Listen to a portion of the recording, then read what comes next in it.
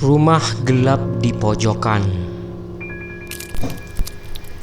Keberadaan rumah kosong itu di lingkungan tempat tinggal kembali mencuat, kembali menjadi omongan para tetangga yang tinggal di sekitar rumah itu sejak hari Minggu kemarin, saat rapat warga untuk pemilihan dan pengukuhan ketua rukun tetangga atau RT.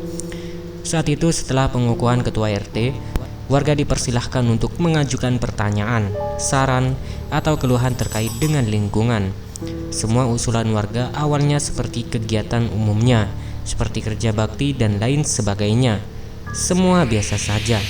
Suasana mulai hening saat Pak Jaya tiba-tiba mengangkat obrolan diskusi tentang rumah kosong itu. "Bagaimana dengan rumah kosong itu, Pak? Rumah itu mulai mengerikan," kata Pak Jaya.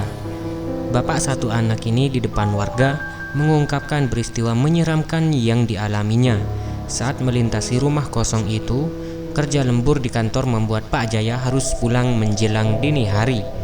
Mobil pribadi yang dikemudikannya berjalan perlahan. Pandangan mata Pak Jaya kaget ketika ada seorang perempuan berambut panjang yang berdiri di pojokan depan rumah itu.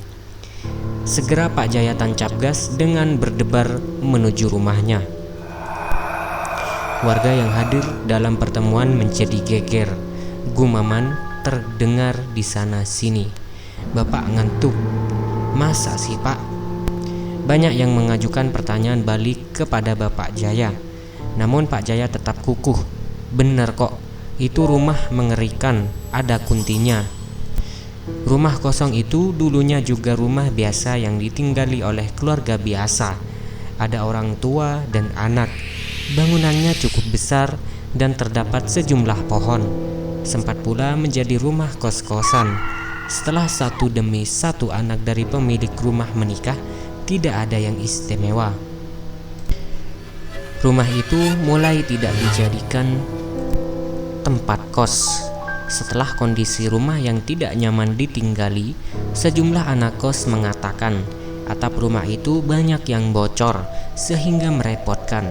Sejak itu, rumah itu dibiarkan kosong, tak terawat, dan mulai menyeramkan. Terlebih saat rumah itu dinyatakan telah dijual kepada seseorang. Pemilik rumah lama sudah tidak ber-KTP setempat. Saat jual beli rumah terjadi, pengurus RT kehilangan informasi mengenai pembeli rumah yang baru. Penjualan rumah terungkap setelah rumah itu tak lagi dijadikan sebagai tempat kos. Pemilik rumah yang baru tidak diketahui namanya, tidak pernah datang memperkenalkan diri kepada pengurus RT dan RW setempat. Tidak juga mengurus rumah besar yang dibiarkan kosong begitu saja bertahun-tahun. Bisa jadi pemilik rumah yang baru hanya membelinya sebagai aset kekayaan. Keberadaan rumah kosong itu mulai meresahkan, apalagi setelah muncul cerita-cerita mengarah pada kesan horor. Pak RW mencoba untuk meluruskan omongan-omongan yang belum tentu jelas kebenarannya, kecuali ucapan Pak Jaya yang mengatakan telah melihat perempuan berambut panjang alias kuntilanak saat menjelang dini hari.